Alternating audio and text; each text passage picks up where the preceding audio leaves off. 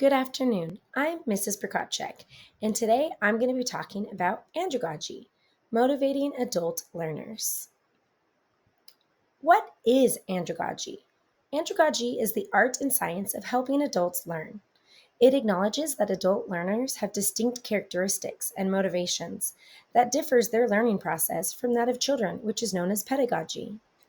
The term andragogy was popularized by American educator Malcolm Knowles. Knowles identified 5 core assumptions about adult learners that form the foundation of andragogy. Those 5 principles of andragogy include self-concepts, experience, readiness to learn, orientation to learning, motivation to learn. As people mature, their self-concept shifts from being a dependent personality to becoming a self-directed personality.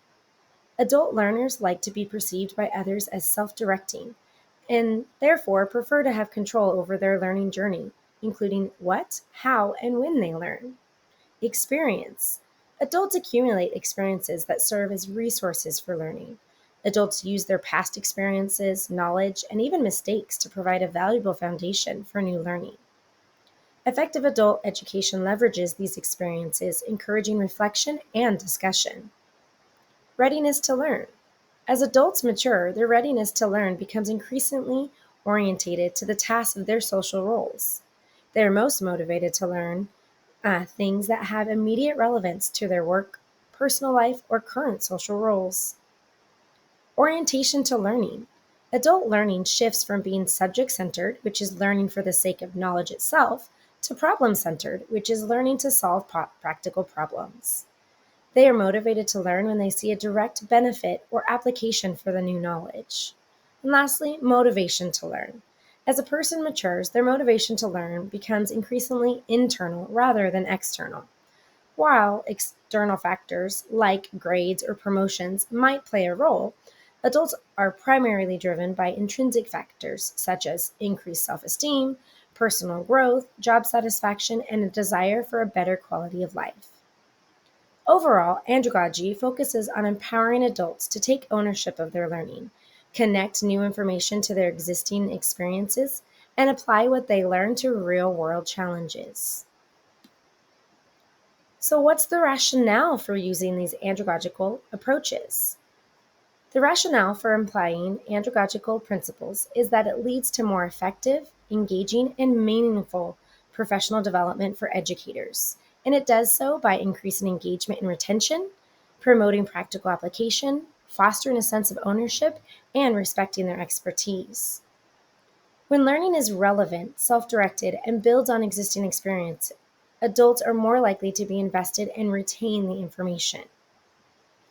By promoting practical applications, a problem-centered approach ensures that educators learn skills that they can immediately apply in their classrooms or schools.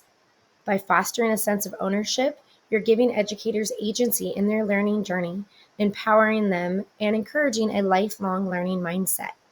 And lastly, by respecting their expertise, you're acknowledging and utilizing their prior experiences, which validates their professional knowledge and contributes to a collaborative learning environment. By designing professional developments with these adult learning principles in mind, educational leaders can create programs that support the growth and development of their staff. So, what are some best practices? Creating and delivering effective, engaging presentations for adult learners requires a more facilitative, learning-centered approach, and these are 3 best practices to help achieve that, which include planning, relevance, and respect their experience.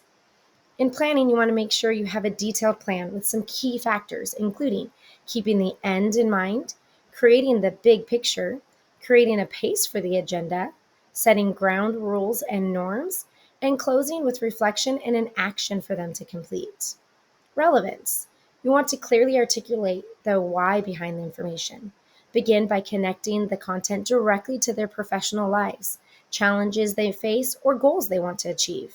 Use real-world examples, case studies, and scenarios that resonate with their experiences instead of just presenting facts. Show them how to apply the knowledge and skills immediately. And respect their experience. Acknowledge and validate their prior knowledge and experiences. Create a safe and inclusive environment where they feel comfortable sharing their perspectives. even if those perspectives differ from the presented content. Use those experiences as a foundation for building new knowledge. When creating professional development, there could be biases that arise. These biases can include for presenters and the audience. Cultural, ethnic, and gender biases from presenters and audience can significantly hinder presentation effectiveness and can lead to misunderstandings, disengagement, and mistrust. From the presenter side, these biases can influence content choice, communication style, assumptions about audience knowledge, and unconscious favoritism.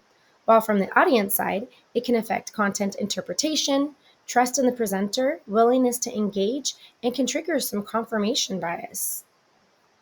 There are strategies that can help reduce these biases, one of which is cultivate self awareness. Reflect on your own cultural background and potential biases. Seek feedback on content and delivery from diverse peers, and consider unconscious bias training if needed. Another one is audience analysis and customization. Research your audience, cultural norms, communication styles, and values, and use diverse, inclusive examples and gender neutral language when speaking. Diversify content and visuals. Ensure visuals depict diverse individuals in various roles, and cite research from varied sources and present multiple perspectives, not just one. Inclusive and flexible delivery style. Be mindful of nonverbal cues such as eye contact or gestures and listen actively. Encourage questions and check for understanding respectfully and often. Safe and respectful environment. You want to make sure you establish ground rules for respectful dialogue and acknowledge and validate diverse experiences. By doing all of these strategies, you can reduce those biases that may occur. Thank you, and I hope you learned a lot about andragogy.